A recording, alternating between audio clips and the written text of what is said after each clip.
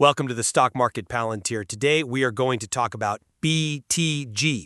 So today we're looking at B2Gold Corp, which has really reached a critical strategic point. The successful commissioning of their Goose mine up in Nunavut, Canada, which is slated for October 2025. That should be a huge transformational moment. And yet the stock is trading at this massive dislocation. We're seeing strong fundamentals, Q3 revenue of $783 million, cash operating costs down at just $780 an ounce, and still the market just insists on this persistent, almost punitive moly discount. And that discount is exactly the central tension, isn't it? I mean, the core disagreement here has to be whether the operational success of pivoting to Canada is really enough to neutralize that entrenched geopolitical risk. And not just that, but also the market structure issues, things like institutional trading, the share count. Is it enough to drive an immediate re-rating? I agree the Goose mine is a triumph of execution, but is that really enough to overcome years of investor fatigue? I argue yes, emphatically yes. My position is that the financial and operational execution, especially taking the massive construction risk for Goose completely off the table, has fundamentally de-risked the company. It mandates an imminent multiple expansion toward its peer group. The value just has to surface.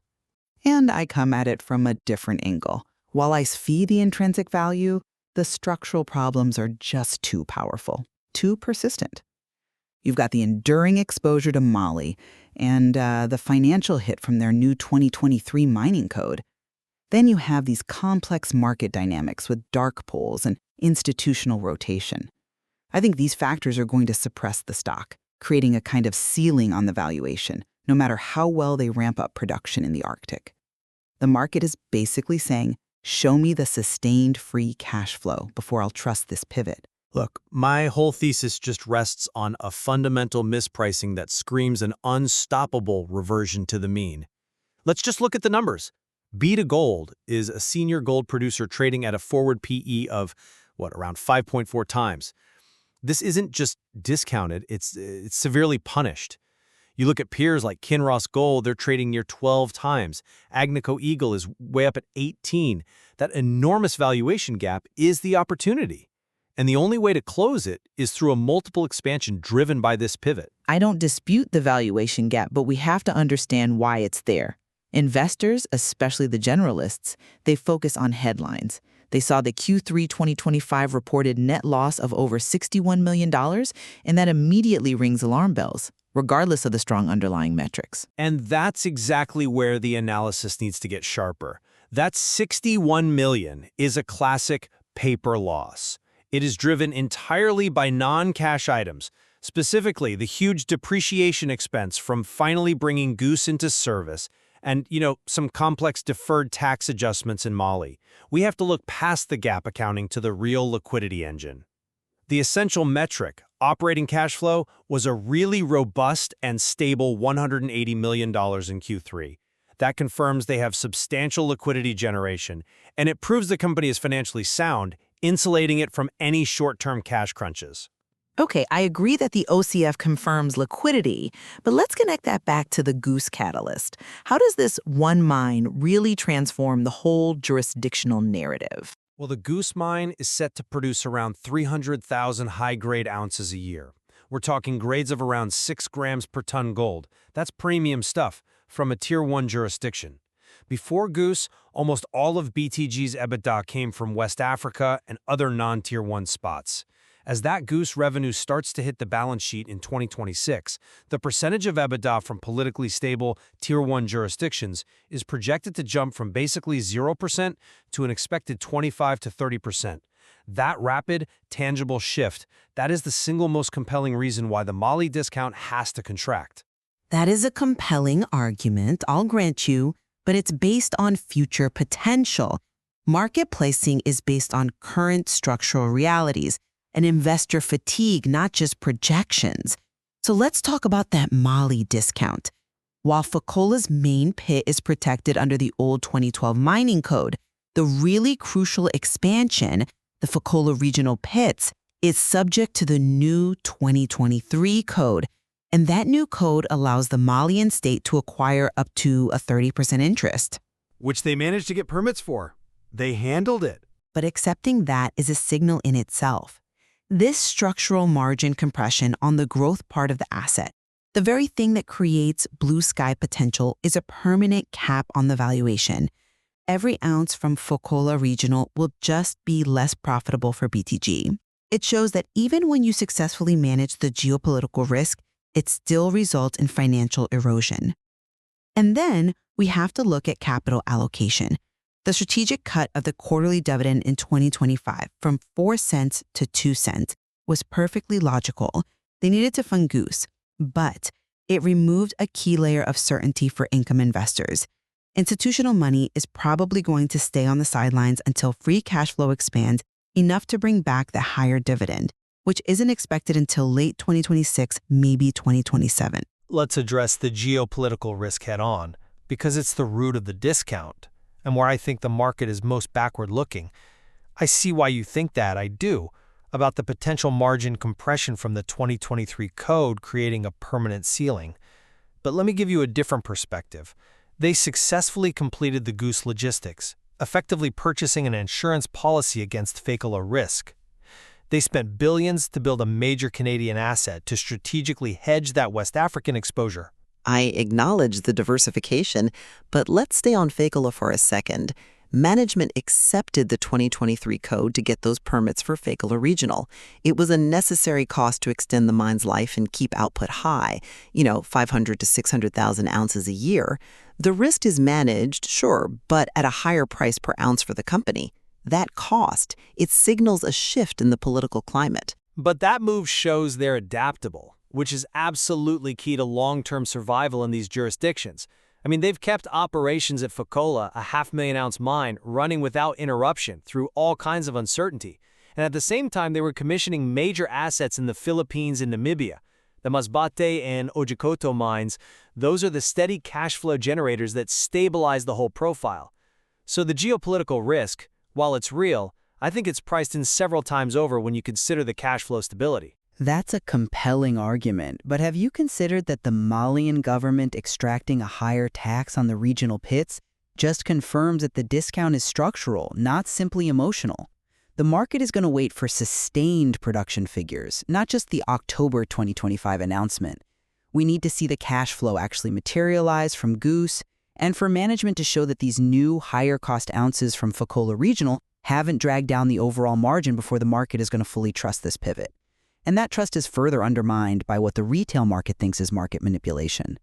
Let's shift to off-exchange trading, or what a lot of people call dark pools. Retail investors are constantly citing these high off-exchange short volume ratios. We saw a figure, 63.38% on November 25th, as evidence of price capping. And I think this creates genuine institutional resistance. Large funds, maybe they're governed by ESG mandates or just rotating out of West Africa, are putting in large limit sell orders right at key resistance levels, say around 450, 465. And that functionally suppresses the price. It looks exactly like capping. Okay, let's pump the brakes for a moment on the whole dark pools conspiracy thing. I think we need to clarify the mechanics here. The high off-exchange volume is simply the plumbing of the market.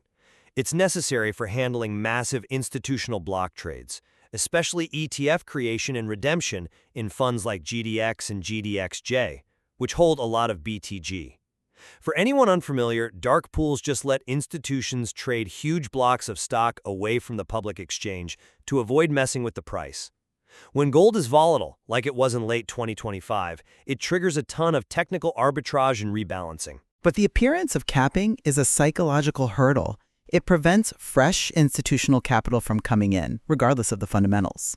You know, I'm not convinced by that line of reasoning, because the core data just debunks the manipulation theory. If this were a directional bearish bet, we would see massive short interest. Instead, the short interest is pretty low, at 39.5 million shares, and the days to cover ratio is extremely low at 1.18, so there is no massive short overhang depressing the stock. The trading is technical.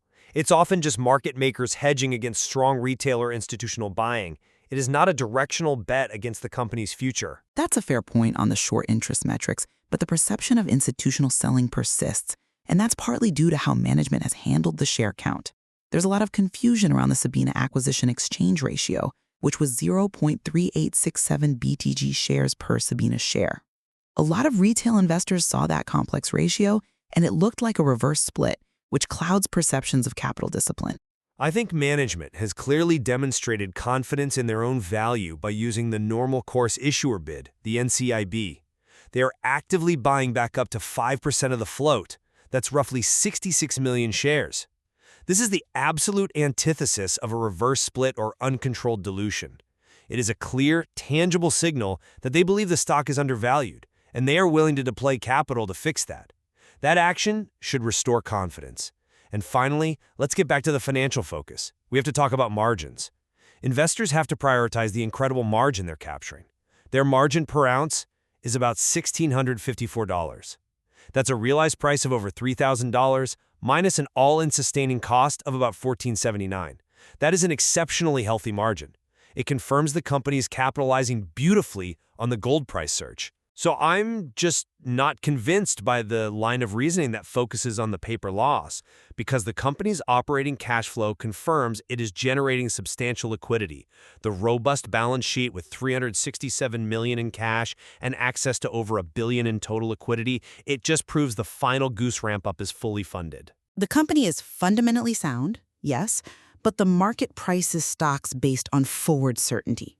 And the dividend cut, while strategically necessary, it removed a crucial layer of certainty for income investors. It signaled that the company was in capital preservation mode. So until the company confirms a clear path to reinstating that higher dividend based on significant free cash flow expansion from Goose, which, as we said, is probably 2026 or 2027, the market will continue to treat the equity as a show-me stock. They are demanding consistent execution and FCF expansion before they will grant that multiple expansion. So it sounds like we agree on the foundational facts. B2Gold has successfully executed an incredibly complex operational pivot with the Goose Mine, and its current valuation multiples, especially the PE around 5.4, present a really deep discount relative to its gold price capture and cost profile. Absolutely. We agree the assets are high quality and the metrics are compelling. The divergence is all in the interpretation of the market's response and the timing of the re-rating. I just maintain that the Mali discount, the structural market dynamics, and the dividend cut, these represent rational caution that has to be resolved with several quarters of strong FCF from Goose before the stock can reliably break through resistance. And I hold that the market is acting irrationally by being obsessively backward-looking. The undeniable shift in the company's jurisdictional profile, going from 0 to nearly 30% Canadian EBITDA, is a fundamental, irrevocable change that will force a re-rating, and soon. The major execution risk is gone. The material offers compelling evidence for both immediate opportunity and sustained structural risk, and it really leaves the listener to weigh that fundamental value against the market impediments. It's a fascinating case study in how geopolitics and market structure can temporarily suppress genuinely compelling asset quality. Thank you very much for hearing us. Let us know in the comments what is your opinion and if you want us to analyze other stocks. Don't forget to subscribe to the Stock Market Palantir channel to catch up with more stock insights, and see you in the next video.